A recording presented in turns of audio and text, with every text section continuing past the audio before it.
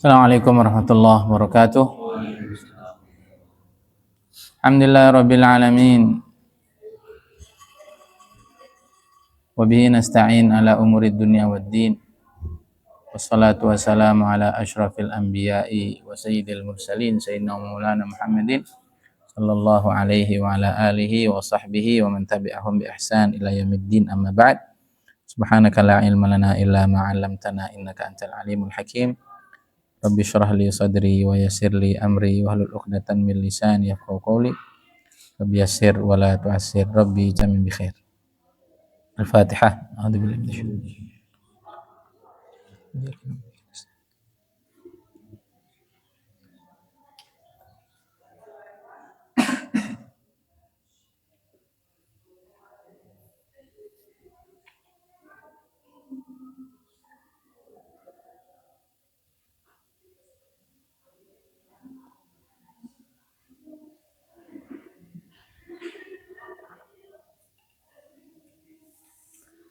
Bismillahirrahmanirrahim.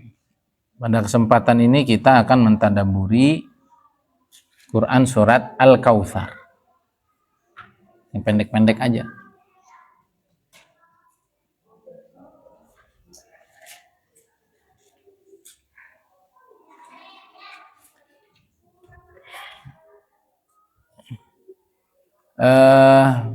Besok hadroh ya, besok.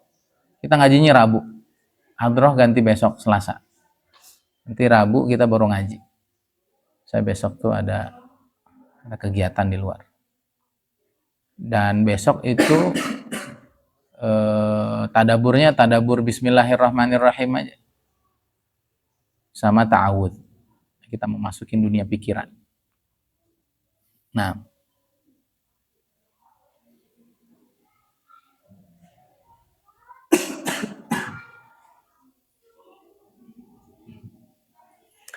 Bismillahirrahmanirrahim. Inna, sesungguhnya aku, a'tainaka, aku memberimu al-kautsar, al-kautsar.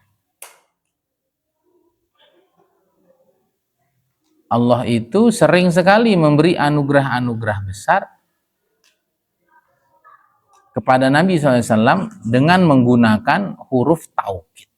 Kamu perhatikan, kalau Allah menyebut dengan kata-kata inna, terlebih lagi dhamirnya Allah jadikan dhamir jama' menjadi dhamir mu'azzam nafsah, itu tandanya yang Allah berikan itu besar. Karena Allahnya membesarkan kedudukannya gitu. Bukan aku tapi kami. Walaupun kami itu isinya Allah. Itu tandanya sudah adanya taukid dan Allah mengagungkan dirinya. Berarti ada nikmat agung yang sedang diberikan. Contohnya apa lagi? Inna anzalnahu fi lailatul qadar. Allah kasih Nabi Muhammad SAW turunkan kepada Nabi Muhammad di malam qadar Al-Quran. Quran juga agung.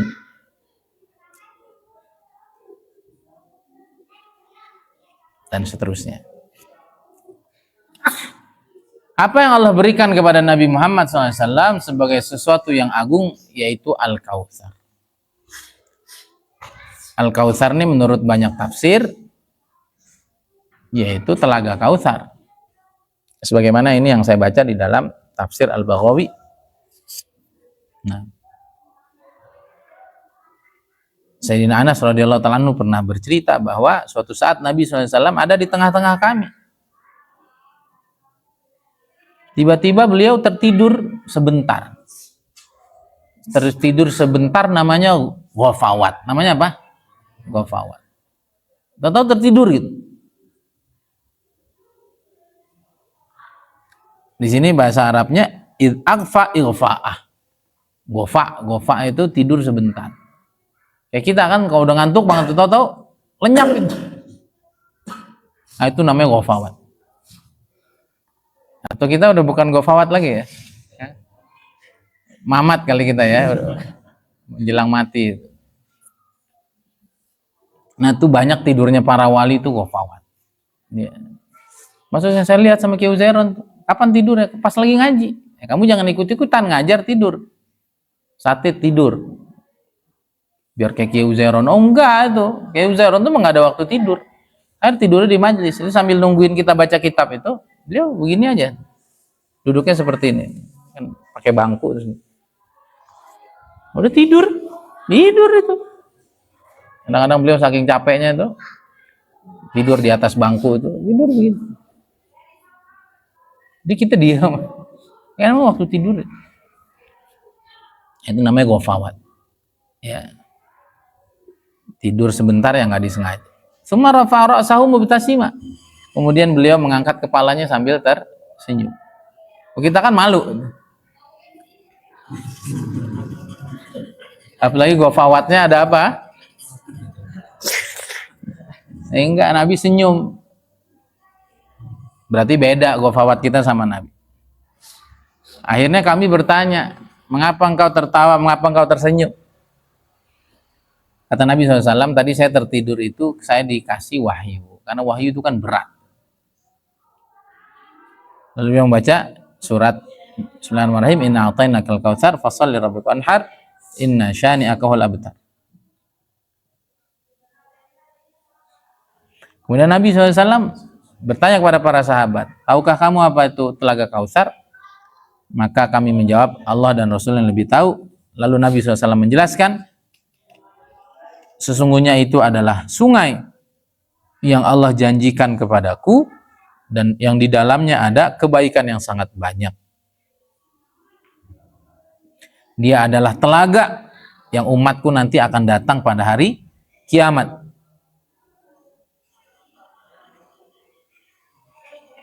Ya, dimana nanti di sana banyak sekali gelas-gelas, banyak sekali wadah minum sebanyak bilangan bintang-bintang. Bintang-bintang tuh banyak kan, kalau kita dulu belajar di sekolah udah lupa lagi deh jumlahnya. Kelihatannya aja sedikit tuh banyak sekali itu padahal bintang-bintang. Kemudian sebagian orang nanti akan dihalau, tidak boleh datang dan tidak boleh minum dari telaga Kautsar. Lalu aku bilang, membelanya, ya Allah, wahai para malaikat, sungguhnya dia adalah bagian dari umatku. Lalu malaikat mengatakan, atau Allah berfirman, sungguhnya engkau tidak tahu apa kelakuan dia selepas engkau wafat. Ma tadri ma ahdatsa ba'da, kamu tidak tahu bid'ah apa yang dia lakukan selepas engkau. Nah, bid'ah yang dinyatakan di sini adalah bid'ah tentang akidah, tentang akidah. Nah, itu jadi Kautsar yang pertama apa? Telaga Kautsar atau sungai yang ada di surga yang nanti kita semua akan datang. Allahumma ja'alna minhum. Yang kedua adalah kata Imam Hasan Basri, itu adalah Quran Al-Azim. Al-Kautsar itu maksudnya Quran. Sayyidina Ikrimah mengatakan itu adalah kenabian dan kitab dan Al-Quran. Kata ahli bahasa, sesungguhnya Kautsar adalah kasroh. Dari kata-kata apa? Kasroh, mengikuti wazan fau'al. Seperti naufal, dari kata-kata nafal. Kamu kata dasarnya apa, Pak? Nafal. Apa arti kamu naufal? Hah? Pemberian? Pemuda. Kalau kata-kata nafala ini berarti sesuatu kelebihan itu. Nafal kan? Dari kata-kata nafala. Dan orang Arab, ini kata ahli lughah, menyebut semua yang banyak, baik banyak secara kuantitas ataupun banyak secara kualitas, itu disebut sebagai Kautsar. Nah, inilah yang ingin kita ambil. Saya ingin mentadaburi ayat ini melalui makna Kautsar yang artinya banyak. Allah SWT ingin bilang kepada Nabi Muhammad SAW dan kepada kita semua, Inna a'tainaka al-Kautsar. Nejat, sungguhnya aku Allah udah ngasih ke kamu nikmat yang banyak loh. Baldan, sungguhnya aku ngasih ke kamu nikmat yang banyak. Jangan ngerasa susah itu, jangan ngerasa nggak beruntung, jangan ngerasa kita tidak akan sukses, jangan gitu. Saya kemarin mau nulis WhatsApp, status WhatsApp belum sempat. Saya selalu berpikiran, nggak boleh kita tuh jadi orang biasa aja. Pertama, Tuhannya Allah. Banyak nggak berarti kita dikasih? Nah ini nih, kita urutin aja nih. Kenapa kita dikasih nikmat banyak? Pertama, kita dipilihkan Tuhannya Allah. Bayang nggak kamu jadi orang India, Tuhannya tikus. Ada dewa tikus tuh di India. Tikus tuh bisa hidup nyaman di India doang. Kasih susu, punya rumah, dia mondar-mandir aman. Atau sebagian mereka nyembah motor. Ada kecelakaan motor, dipindahin nggak bisa. Dipaksa pindahin ke rumah, ke kantor polisi. Besoknya balik lagi tuh motor. Besoknya langsung ada monumen motor disembah. Motor kecelakaan disembah, coba. Maka kita udah dikasih Allah nikmat yang banyak, dipilihkan Tuhannya adalah Tuhan hakiki, Allah Subhanahu wa Ta'ala. Maka orang Islam itu nggak boleh jadi orang biasa-biasa aja, nggak boleh jadi orang gagal. Satu, yang kedua, kita dipilihkan nabinya Nabi Muhammad Sallallahu Alaihi Wasallam. Allah pilihin tuh. Nabi Musa minta nggak dapat, Nabi Adam minta nggak dapat, Nabi Ibrahim minta nggak dapat. Seperti yang diceritakan Maulana Harun hari itu. Kita nggak pernah minta dapat. Terus ngerasa hidup sial. Wah ini namanya nggak paham inna a'tainakal kautsar. Paham tuh? Nah kalau kita jadi umat Bani Israel itu, umatnya Nabi Musa jadi Bani Israel, wajar itu. Asal maksiat, besok malam maksiat, besok pagi di pintu ketulis itu. Nopal ngintipin orang mandi sumpama tadi malam, atau ngeliatin itu ada semua itu. Ini nyuri ini zina, nggak berani keluar rumah itu. Kita habis maksiat malam, paginya imam, itu aneh itu. Pakai baju putih, pakai sorban, Allah ajib. Terus dipilih jadi umat Muhammad, gampangnya kayak begitu, hebatnya kayak begitu, ngerasa sial. Ini orang nggak paham inna a'tainakal kautsar.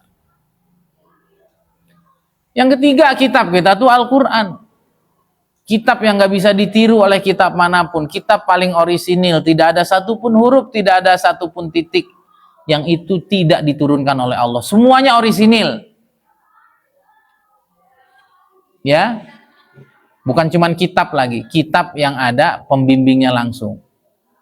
Itulah Rasulullah SAW. Jadi kitab kita yang terbaik. Ma farratna fil kitabi min syai'. Aku tidak tinggalkan apapun di dalam Quran kecuali aku jelaskan. Kitab paling komplit, kitab paling orisinil, kitab yang bicara kesuksesan dunia akhirat, kitab masa lalu, masa kini, dan masa depan sampai hari kiamat, bahkan sampai akhirat. Kita punya Al-Quran ngerasa minder. Ini namanya kita nggak paham inna a'tainakal kautsar. Paham ya? Maka nggak boleh kita tuh jadi orang biasa aja tuh nggak boleh. Lah Tuhannya Allah, nabinya Nabi Muhammad SAW. Kitabnya Quran, dan kita menjadi umat Nabi SAW yang semua kehebatan itu diberikan bagi kita itu. Itu yang diceritain Maulana Harun. Ya, umat yang belakangan datang tapi nanti masuk surga duluan. Jadikanlah itu umatku. Enggak, itu umatnya Nabi Muhammad SAW. Amalnya sekali tapi dilipat 10 kali. Kalau buat buruk, amalnya sekali ditulis hanya satu kali. Itulah umat Nabi Muhammad SAW. Begitu banyak kemudahan. Dulu di zaman Nabi Musa alaihissalam, kalau ada najis nggak bisa disucikan. Sucikannya gimana? Dipotong. Kamu kena pipis itu, ya yang kena pipis itu kamu bolongin, sehingga akhirnya baju kamu tuh tambalan di mana-mana. Susah kan itu? Dulu tobatnya gimana? Fatubu ila barikum faktulu anfusakum. Kalau mau diterima tobatnya suruh bunuh diri setengah mati. Nah, kita tuh jadi umat yang enak banget. Kemudian yang keempat, kita punya apa? Kita punya guru-guru yang hebat.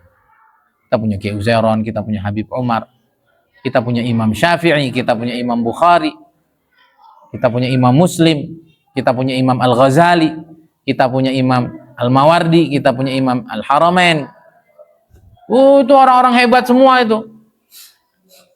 Kita punya guru Maulana Ilyas di dakwah. Kita punya guru Thariqah Imam Bahauddin Naqsyabandi. Itu orang hebat semua itu. Loh, kok kita nggak jadi hebat? Aneh itu. Apalagi ngerasa kita tidak seberuntung orang lain. Itu yang keempat. Ya. Yang kelima, kita dipilihkan menjadi apa? Menjadi manusia. Laqad khalaqnal insan fi ahsani taqwim. Wa laqad karramna bani Adam. Wa sakhkhara lakum ma fis samawati wa ma fil ard jami'an min.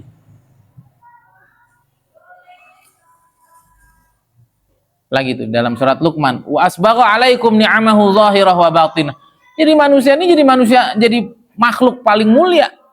Semuanya yang ada di langit dan di bumi semuanya ditundukkan oleh Allah Subhanahu wa taala untuk kita. Terus rusak. Wah, itu namanya nggak mensyukuri nikmat Al-Kautsar. Dan memang begitu, manusia tuh kalau tidak mensyukuri nikmat menjadi manusia, fi ahsani taqwim tsumma radatnahu asfala safilin. Orang tuh kalau nggak mensyukuri menjadi manusia, Allah akan balikkan dia menjadi orang yang paling rendah dari sekalian yang rendah. Kita ngelihat kecoa rendah nggak? Orang tuh kalau nggak taat sama Allah, kalau nggak memahami fungsinya sebagai manusia, lebih rendah dari kecoa. Kita ngelihat tikus rendah nggak? Nah, bisa lebih rendah. Kita lihat kalajengking rendah nggak? Kita ngelihat ular rendah nggak? Kita ngelihat belatung rendah nggak? Itu manusia bisa lebih rendah dari itu. Maka pahami, semua ini kekuatan. Semua ini apa? Kekuatan. Kemudian yang selanjutnya lagi, ya, kita diberikan orang tua yang beriman. Paham nggak? Kamu kebayang nggak kalau ayah kamu tuh pemabok? Ayah kamu tuh tukang nyembah berhala? Kamu kebayang nggak kalau ayah kamu tuh tukang zina? Kamu kebayang nggak kalau ayah kamu tuh nggak kenal masjid? Nah, kita ini dikasih orang tua yang soleh-soleh. Minimal dia beriman dan Islam. Dia mau sholat, dia mau mondokin kita. Kebayang nggak dulu zaman sahabat, ya? Mereka tuh para penyembah patung, orang tuanya nyembah patung. Bahkan sebagian sahabat siapa tuh? Yang ketika udah apa? Ketika udah hijrah, lalu suatu pagi itu Kargozari sama Nabi SAW. Dulu saya tuh ingat banget. Dulu saya punya Tuhan tuh dibuang sama anak saya. Gitu. Akhirnya saya cuci lagi. Gitu. Dan kalau saya ingat-ingat itu saya ketawa sendiri. Kok bodoh banget saya nyembah patung yang saya buat sendiri. Dilempar ke selokan, kotor, saya cuci lagi, saya benahin lagi. Kok sebodoh itu? Akhirnya semua sahabat tuh sama Nabi SAW ketawa. Iya, kamu bodoh banget kita dulu ya. Cerita-cerita masa lalu. Ya, kita bersyukur sama Allah Subhanahu wa taala, kita lahir dari rahim orang-orang tua yang baik, iman Islam, bahkan kenal dakwah, kenal ilmu, kenal peradaban yang baik. Kemudian kita juga mesti bersyukur kita dijadikan orang Indonesia. Bayang nggak kamu tinggal di Afrika? Kebayang nggak kamu kalau kamu tinggal di Israel? Bersyukur jadi orang Indonesia tuh. Benar nggak? Apa aja dilempar tumbuh itu. Tanah kita, tanah surga tuh gimana lagunya? Tanah kita, ada yang apa? Orang bilang tanah kita, tanah surga. Apa yang nggak bisa kamu kerjain di sini? Maka harusnya jadi orang hebat kita jadi orang Indonesia ini.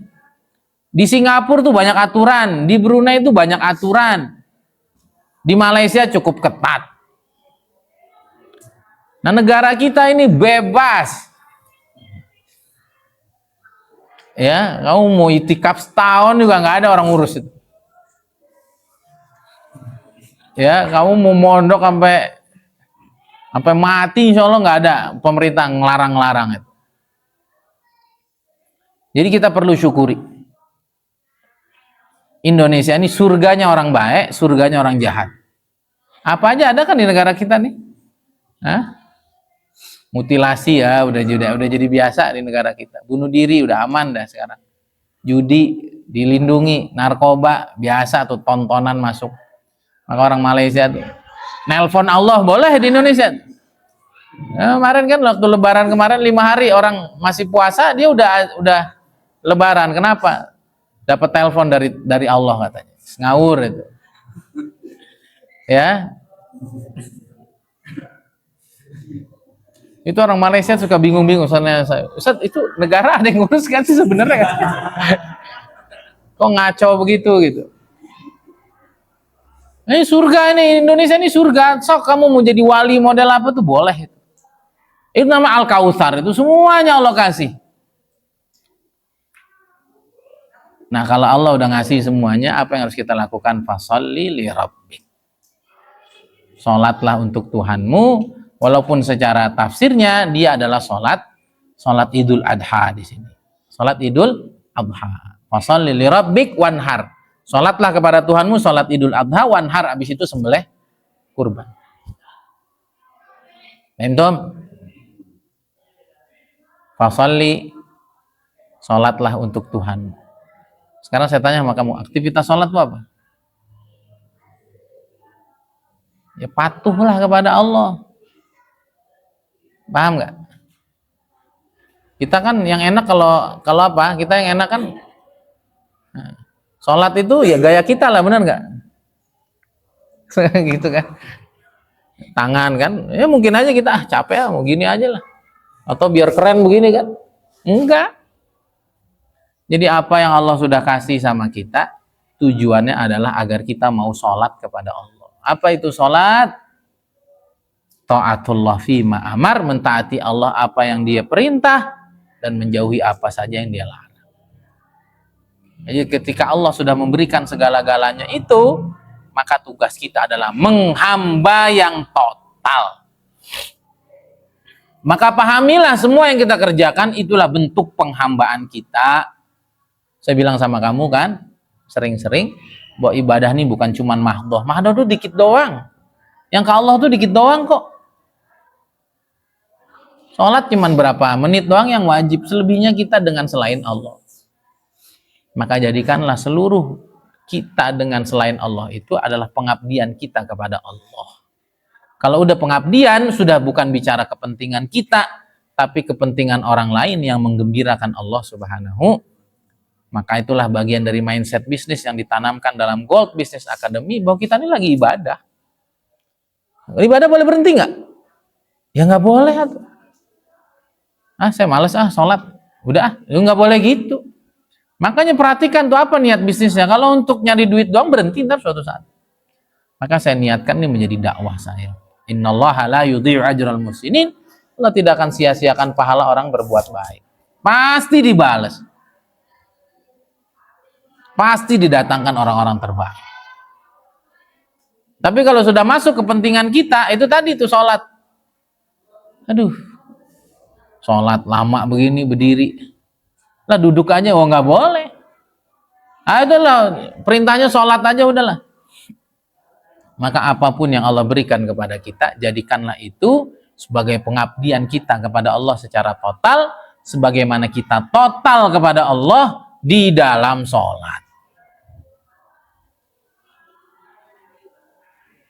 Ayatnya udah dipilihin, ayat Quran. Nggak boleh kamu baca hikam dalam sholat. Nggak boleh kamu baca syair-syair Arab dalam, nggak boleh. Ya, rukunya diatur, sujudnya diatur. Intinya adalah kalau Allah udah kasih segalanya, totallah kita ikut kepada Allah Subhanahu.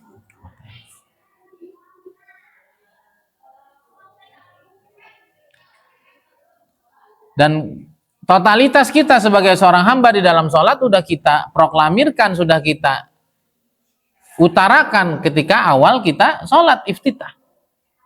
Inna salati wa nusuki wa mahyaya wa mamati lillah. Itu intinya sholat.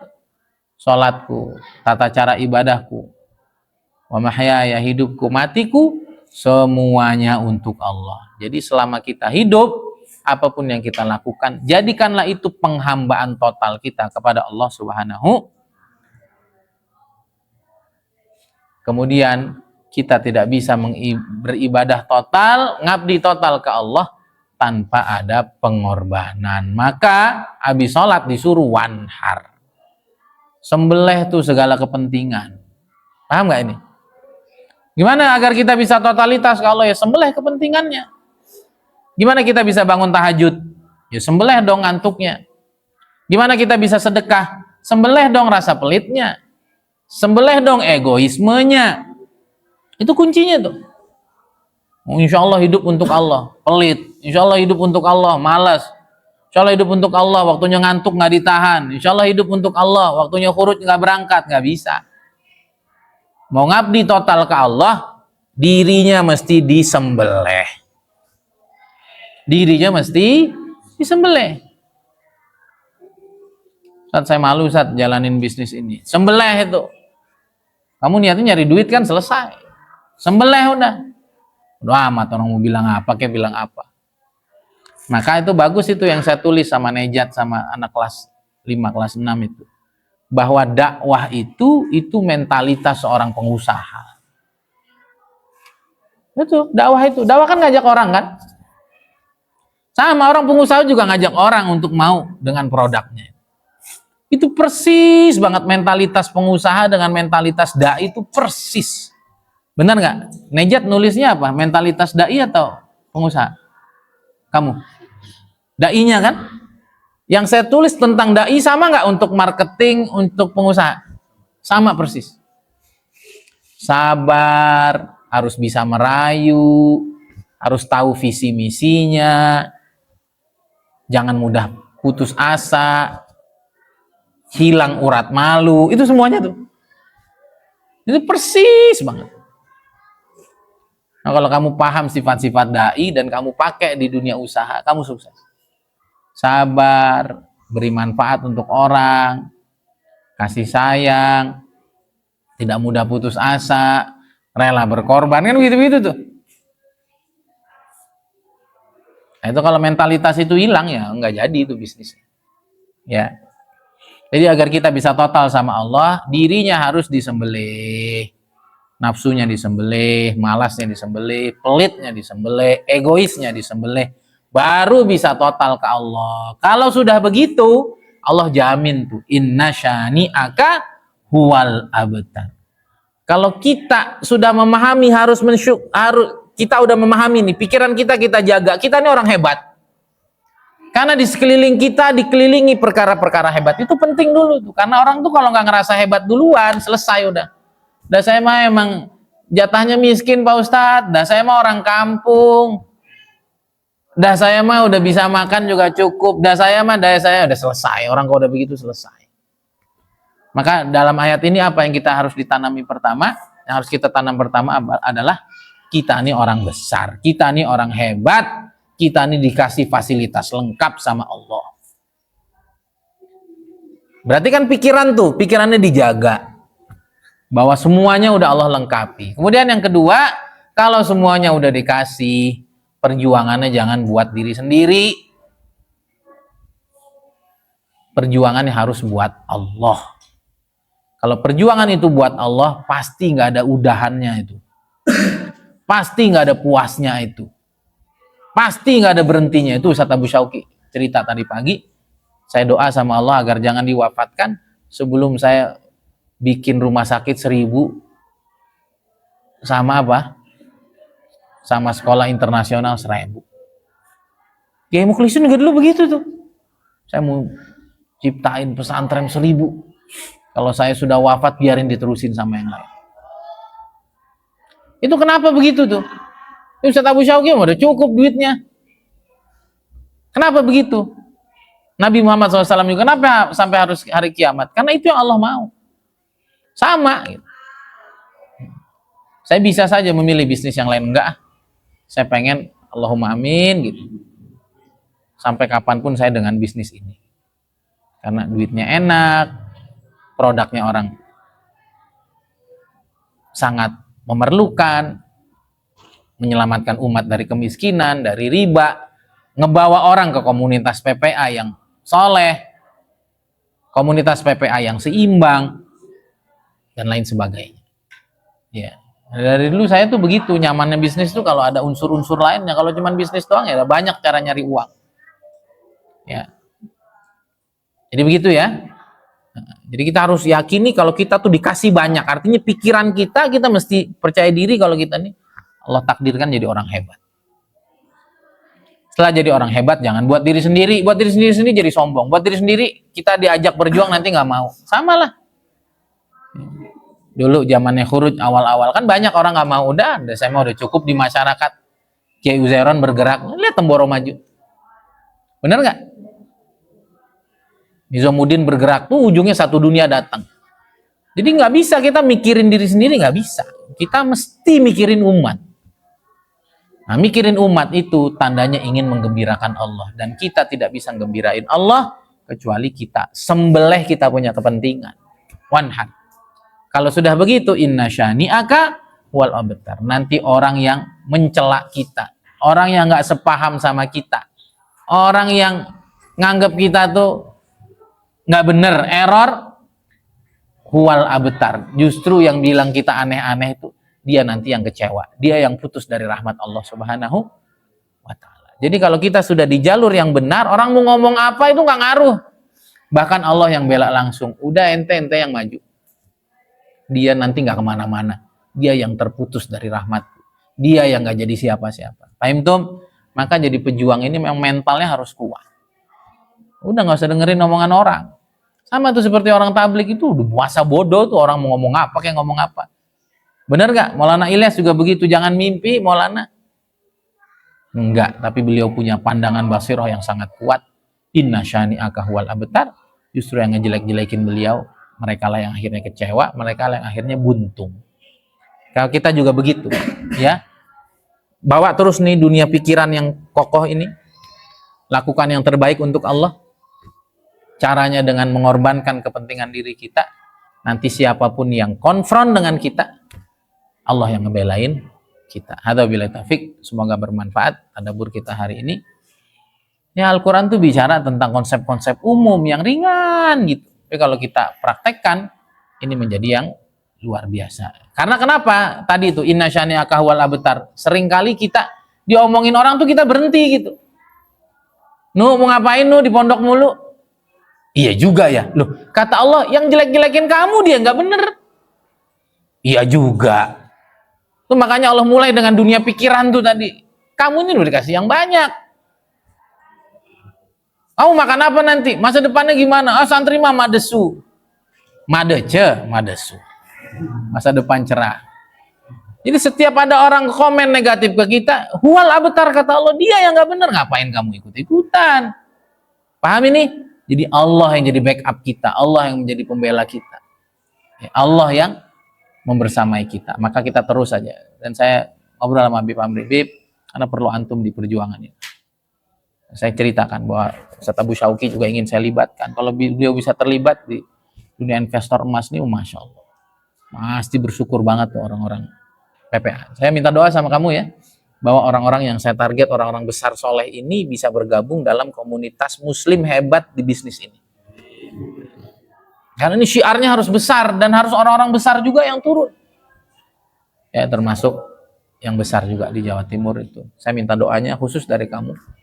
Nah, ini bukan sekedar tentang uang, tapi ini tentang peradaban yang ingin dibangun. Dan umat itu sekarang udah nggak dengar mau diomongin apa aja. Umat ini lapar, dan laparnya harus diselesaikan. Kalau dia udah kenyang, mikirnya baru bener lagi. Beneran tuh hari ini coba tablik menurun nggak? Pondok hari ini katanya tuh banyak pendaftaran sepi hari ini, bener nggak? Semua orang mikir ini sekarang. Nah kalau masalah perut nih nggak diselesaikan, susah umat ini mau bangkit. Karena betul-betul seluruh sektor ekonomi sudah dipegang sama musuh-musuh Allah itu dengan sangat ketat, mencengkram.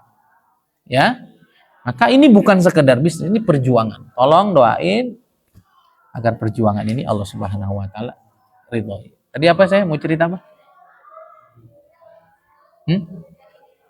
Bu Syauqi. Hah? Apa? Lihat. Bukan. Udah lupa. Gitu ya. Jadi dijaga terus. Jangan sampai ucapan-ucapan buruk itu mengganggu kita. Enggak. Oh, ya saya bilang Habib Amri, Bib, ceritain. Udah sounding Ustaz Abu Syauqi. juga tentang pemborok juga saya bilang sama Habib, Bib, ana perlu orang kayak antum, doa antum, support antum punya integritas lebih baik, antum lebih soleh segala macam. Bismillah bang, ini bisnis kita, menyelamatkan umat, jangan takut. Insya Allah Allah bersama kita dan ana dukungan. Kita perlu yang begitu-begitu, ya. Dan itu sangat menggembirakan bagi anak. Semoga dari sinilah nanti Allah buka, ya. Dan jujur aja itu semua masalah tuh ada di sini hari ini. Ngaji udah kenyang orang, dakwah udah kenyang, tapi hari ini perut lapar. Hari ini orang bingung semua. Semoga Allah terima semua pengorbanan kita. Inna syani'aka huwal abtar. Siapa aja yang ngomong nggak benar tentang perjuangan yang kita sedang jalani, kalau pikirannya adalah Al-Kautsar, pikirannya adalah salat kepada Rabb, adalah wanhar, inna syani'aka huwal abtar. Hadza billahi taufik, subhanaka wa bihamdika, asyhadu an la ilaha illa anta astaghfiruka wa atubu ilaik. Assalamualaikum warahmatullahi wabarakatuh.